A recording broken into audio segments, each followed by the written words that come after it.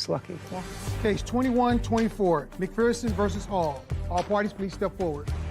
Gerald McPherson is suing his ex-girlfriend, Natasha Hall, for money she received during their relationship. Mr. McPherson, Yes. how old are you, sir?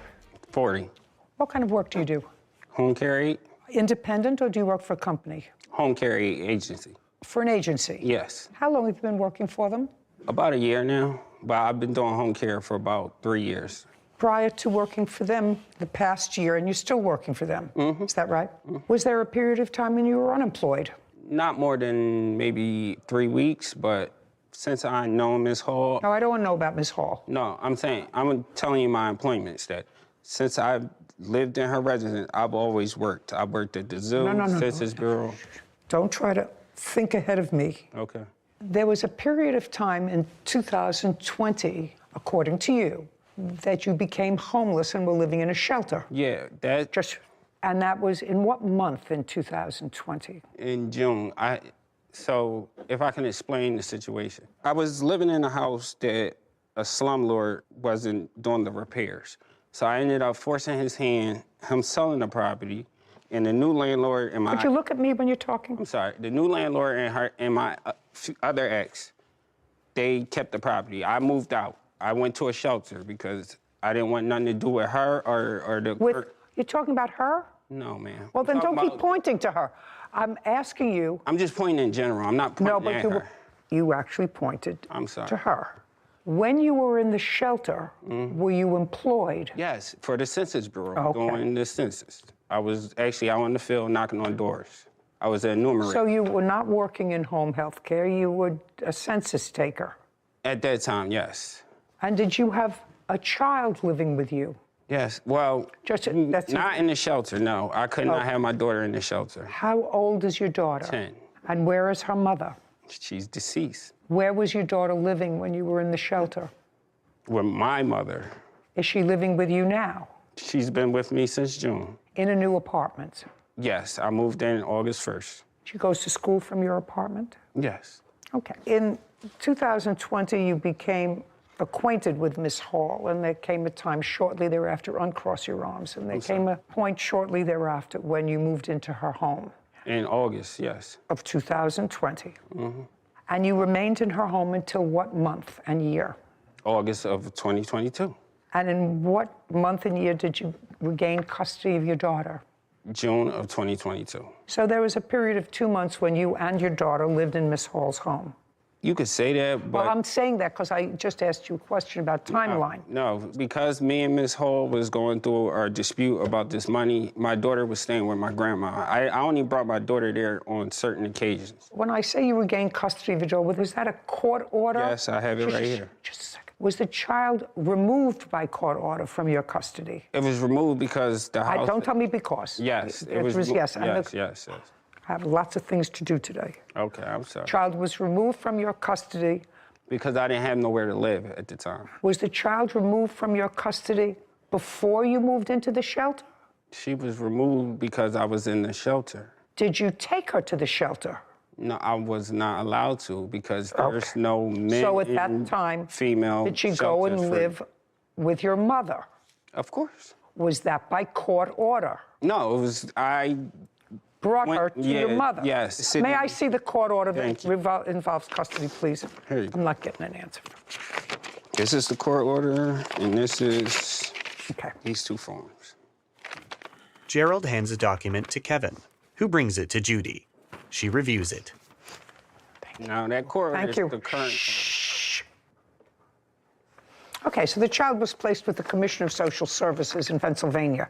And the child was placed in kinship foster care, which is a program that I am very familiar with the child's paternal grandmother. So in June of this year, the child was returned to your custody. At some point in August of this year is when you and the defendants separated and you left the house. This is your claim. Your claim is that you won a whole bunch of money in some gambling thing. What kind of gambling thing? Caption, coming up. I don't want to go back to the year, Gimel, sir. All I want you to do is tell me how much rent you were paying her. To be honest, I had to... I don't know. I want you to be dishonest with me.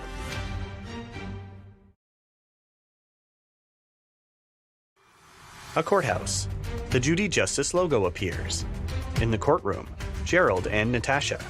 Gerald McPherson claims his ex-girlfriend, Natasha Hall, wrongfully spent the money he gave her for rent. Your claim is that you won a whole bunch of money in some gambling thing. What kind of gambling thing? I want you to look at me when you talk, not at the papers. No, I was gonna. In what kind of gambling thing did you win money? I betted on 25 games. What 25 games? NBA, college, hockey. Okay, and you bet where? On FanDuel. It's an app called FanDuel. Okay, and you won. Yes. I don't 25 understand the whole thing. I don't want to learn the whole thing. I don't care about the whole thing. I just want you to tell me how much you won. Before taxes or after? Both. Okay, $36,742, and after taxes, $26,889. On what date? So I won the bet on the 28th. It came into my account. 28th of what? January. Of what year? This year. And you had been living with Miss Hall for 2 years?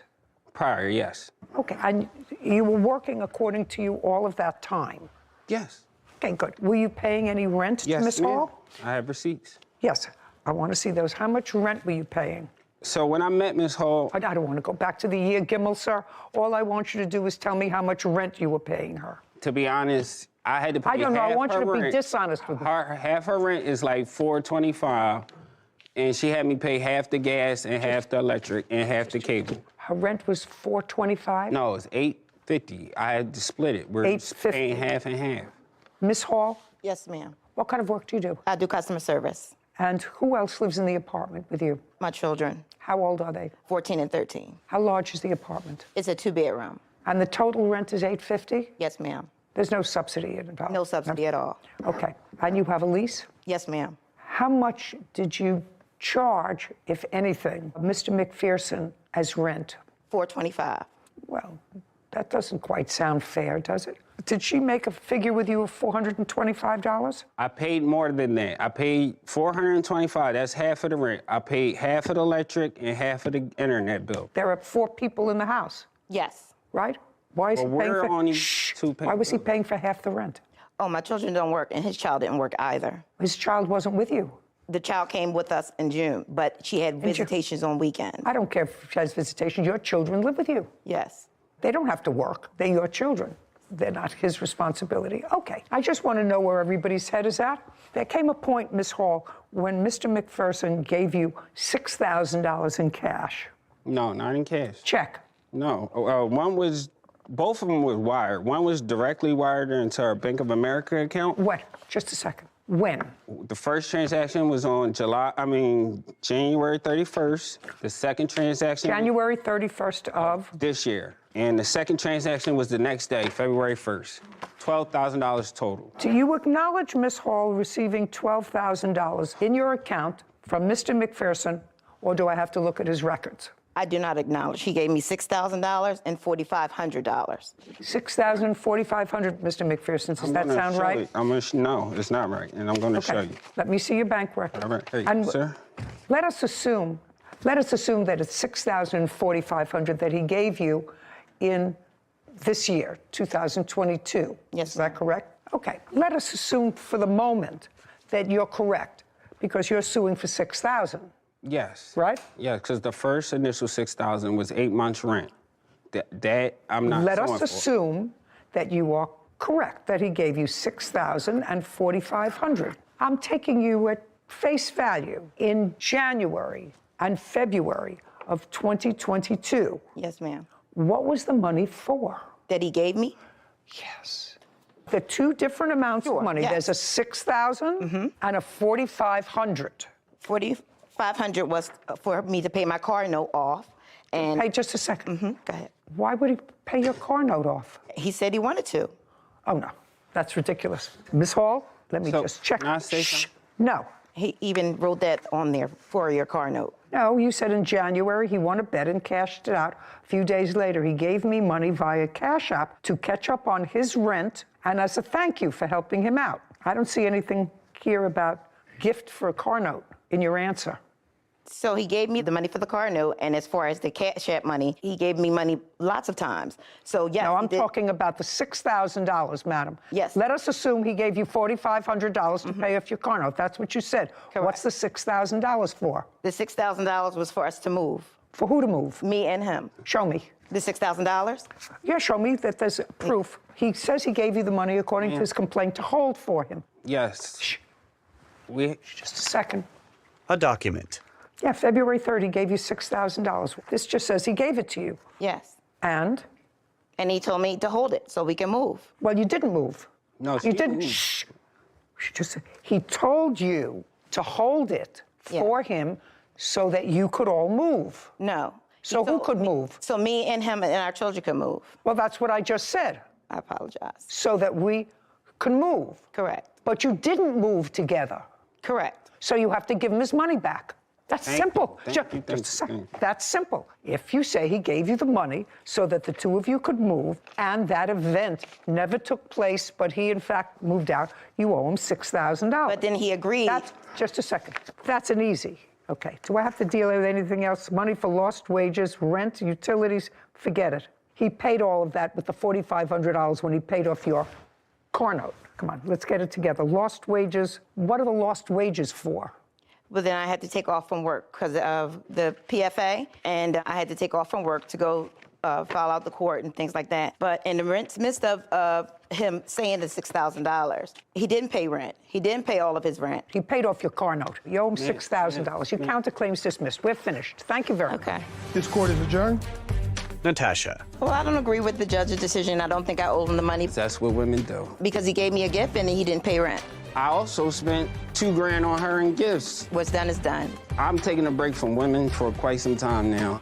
Sarah and Judy. So I'm glad that the plaintiff's daughter didn't have to go into the larger foster care system and was able to stay with plaintiff's mother. But I was curious that if this was a temporary slip up and he wasn't going to be permanently without housing, why wouldn't he go with his daughter to his mother's house? I was surprised you didn't ask him that question.